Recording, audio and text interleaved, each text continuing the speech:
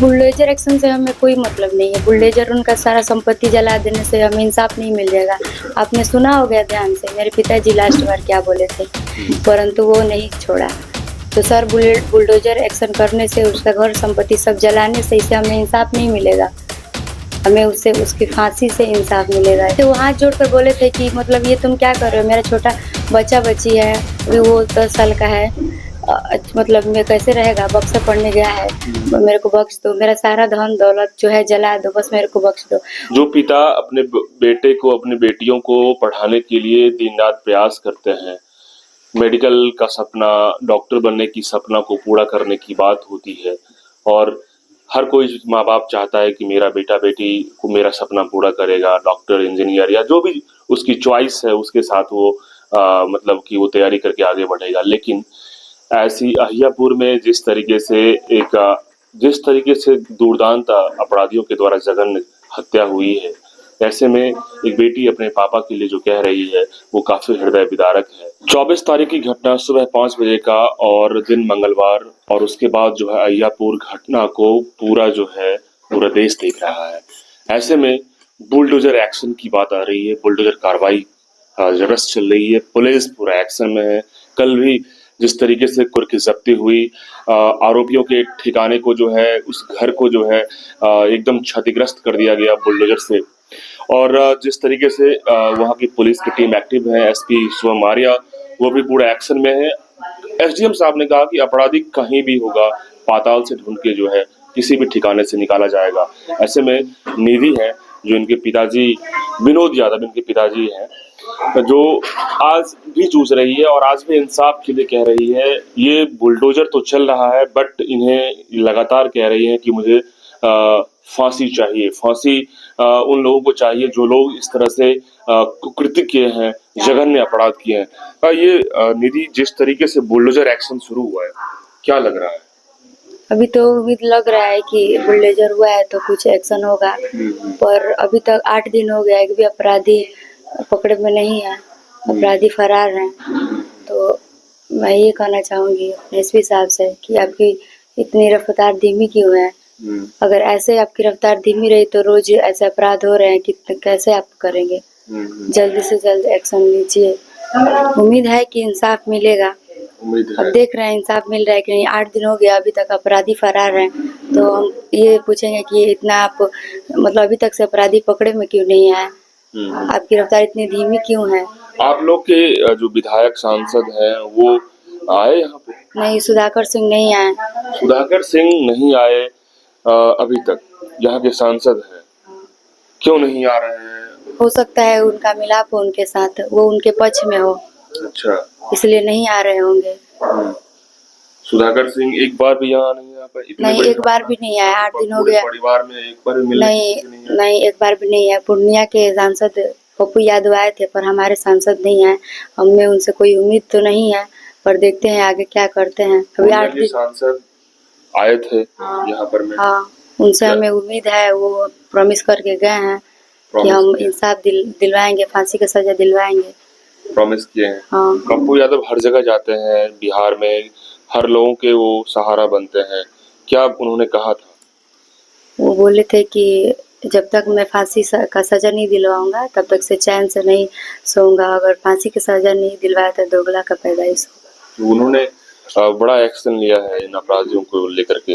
और क्या ये जो पप्पू यादव ने जो कहा है, जिस तरीके से एक्शन की बात कही है, ये कहीं ना कहीं चौंकाने वाली बात होगी अपराधियों के लिए। अपराधी, आरोपी जहां भी जिस ठिकाने में छुपा होगा, पप्पू यादव का भी अल्टीमेटम आ गया है कि फांसी की सजा के लिए हम लगातार लड़ेंगे।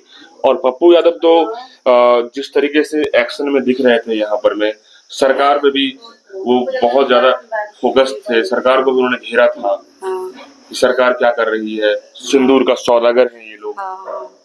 पप्पू यादव हमारे लिए बहुत कुछ किए, मतलब बहुत एक्शन लिए हैं। हमारे सांसद न होते हुए भी हमारे घर तक आए हैं, हमें इतनी उम्मीद दी है, तो हमें बहुत उम्मीद है उनसे, पर हमारे सांसद से उम्मीद नहीं है, वो अभी तक से नहीं आए हैं। वो हमारे लिए कोई एक्शन नहीं ले रहे हैं, अपराधी के पक्ष में है। बिल्कुल निधि, आप पढ़ाई करने वाली लड़की है, ऐसे में एक पापा का जाना बहुत दुखद है। और पापा आप लोग के लिए सब कुछ थे आपके। और कहा जाता है कि पापा जो है सब कुछ होते हैं। तो ऐसे में पापा की याद में अब क्या कुछ अब सोच रहे हैं कि इस क्षेत्र के लिए हम सोचें, क्योंकि ये घर का आतंकी थे आप लोग के, ऐसा लग रहा है। हाँ, हम अपने पापा के इंसाफ के लिए जितना लड़ना होगा लड़ेंगे, जित हद तक जाना होगा जाएंगे, पर इंसाफ दिलवा के रहेंगे। ये हमारे अकेला का लड़ाई नहीं है, बस हमारे परिवार के लिए हम नहीं लड़ रहे हैं। हम उन सब महिलाओं, बेटियों, भाइयों, माताओं के लिए लड़ रहे हैं जो जिनके बेटे परिवार ऐसे दरिंद्रों के कब्जे में आ जाते हैं और ऐसे अच्छा, पापा दरिंद्रों बक्सर में दिए थे आप लोग को पढ़ने के लिए? हाँ, हम लोग पापा बक्सर भेजे थे पढ़ने के लिए। अच्छा, आप तैयारी कर रहे थे किसी कंपटीशन का? हाँ, नीट एस्पिरेंट है। नीट एस्पिरेंट, मेडिकल का? हाँ। वाओ। मेडिकल की तैयारी कर रहे हैं, बायो के स्टूडेंट हैं, सपना संजोए हैं डॉक्टर बनने का। हाँ, मेरे पापा का सपना था कि मेरी बेटी डॉक्टर बने, इलाज करे। कहीं न कहीं पापा का सपना था और पापा आज नहीं है आपके बीच में। कहीं न कहीं पापा का सपना अब साकार करने के लिए प्रयास तो करना ही चाहिए आपको। करेंगे सर, हिम्मत रख के काम। हाँ, हिम्मत है, हम करेंगे अपने पापा का सपना पूरा करने के लिए। नीट की तैयारी कर रहे हैं तो हाँ। एंट्रेंस निकालेंगे आप? हाँ। मेडिकल का ही बात कर रहा हूँ मैं। और डॉक्टर बनके कम से कम पापा का सपना पूरा कर सकते हाँ, हैं। पापा का सपना पूरा करेंगे, गरीबों की मदद करेंगे। क्या बातचीत हुई थी लास्ट में पापा से आपकी? कितने पापा दिन बाद पहले बात हुई थी जिस घटना से पहले? हाँ, पापा से लास्ट बात यही हुआ था कि मतलब मेरे को नीट का प्रिपरेशन करना था, तो उसके लिए मेरे को कहीं बाहर पढ़ने के लिए जाना था।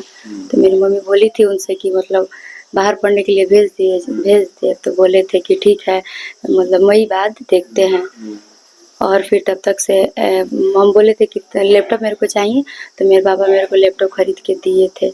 और लैपटॉप खरीदने के एक दिन बाद ही मेरे पापा के साथ ये सब हो गया। पहला दिन लैपटॉप खरीद दिया, दूसरा ही दिन ये हाँ, 22 को खरीदाया और 23 को 24 की ये घटना है।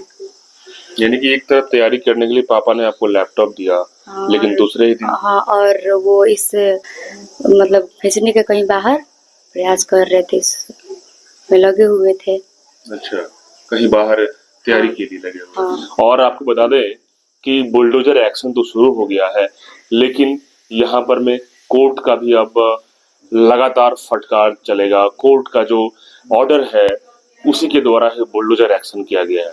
पता है आपको, कोर्ट के आदेश के ही हिसाब से बुलडोजर चलाया जा रहा सर, है। बुलडोजर एक्शन से हमें कोई मतलब नहीं है। बुलडोजर उनका सारा संपत्ति जला देने से हमें इंसाफ नहीं मिल जाएगा। आपने सुना हो गया ध्यान से, मेरे पिताजी लास्ट बार क्या बोले थे कि मेरा सारा धन दौलत जला दो, मेरे को छोड़ दो, बख्श दो, लेकिन नहीं छोड़ा। इसलिए सर उन लोग का धन दौलत समाप्त अच्छा, करने वो बोले से थे वीडियो में? हाँ, वो वीडियो में बोले थे, वो हाथ जोड़कर बोले थे कि मतलब ये तुम क्या कर रहे हो, मेरा छोटा बच्चा बच्ची है, अभी वो 10 साल का है, मतलब मैं कैसे रहेगा, बक्सर पढ़ने गया है, मेरे को बख्श दो, मेरा सारा धन दौलत जो है जला दो, बस मेरे को बख्श दो। परंतु वो नहीं छोड़ा। तो सर बुलडोजर एक्शन करने से, उसका घर संपत्ति सब जलाने से इसे हमें इंसाफ नहीं मिलेगा। हमें उससे उसकी फांसी से इंसाफ मिलेगा। जब तक वो जीवित रहेगा तब तक से हम सुरक्षित नहीं है। सुरक्षित नहीं हो सकता है वो हम पे हमला करेगा, और इसलिए फरार है। अभी तक से हमारा जो प्रशासन है, अभी तक से एक भी हमलावर को पकड़ नहीं पाया है। बिल्कुल। और आज 8 दिन हो गया। 8 दिन हो गया। हाँ। बिल्कुल, एक बच्ची के अंदर में बहुत पीड़ा अभी भी है। इसके अंदर में ये कह रही है कि 8 दिन बीत चुके हैं और 8 दिन में मुख्य आरोपी जो 4-5 जो लोग हैं इसमें एक्यूज्ड, वो अभी तक पुलिस की गिरफ्त में नहीं है। पुलिस तो दावा कर रही है कि हम पकड़ रहे हैं, इंटरनल इंटेलिजेंस काम कर रही है, लेकिन आपकी इंटरनल इंटेलिजेंस क्यों इतना लेट कर रही है? क्योंकि पेशेंस भी खोता जा रहा है इन बच्चियों का, जो जिनके पापा आज नहीं है। उन बच्चियों के अंदर में कितनी तरफ है वो आप समझ सकते होंगे। जिस परिवार में होता है वो क्या गुजरता है, इन बच्चियों पे क्या गुजर रहा है, ये सबसे बड़ा सवाल है। और ये लगातार कह रही है कि सिर्फ बुलडोजर से काम नहीं चलेगा, सीधा और सीधा फांसी की बात कह रही है। उम्र कैद की बात अब जस्टिस के द्वारा तय होगा, फांसी होगी या उम्र कैद होगा या कुछ और होगा, ये तो अब जुडिशियल मजिस्ट्रेट या जस्टिस जो है कोर्ट के न्यायाधीश वही देंगे। लेकिन फिलहाल ये बच्ची लगातार गुहार लगा रही है कि सिर्फ और सिर्फ फांसी मिले, तभी मेरे पापा के लिए और मेरे घर के लिए, मेरे लिए शांति कुछ मिलेगी, क्योंकि मेरे पापा तो अब नहीं रहे। आप ऐसे में आप तमाम लोग क्या सोचते हैं, कमेंट बताइएगा। धन्यवाद।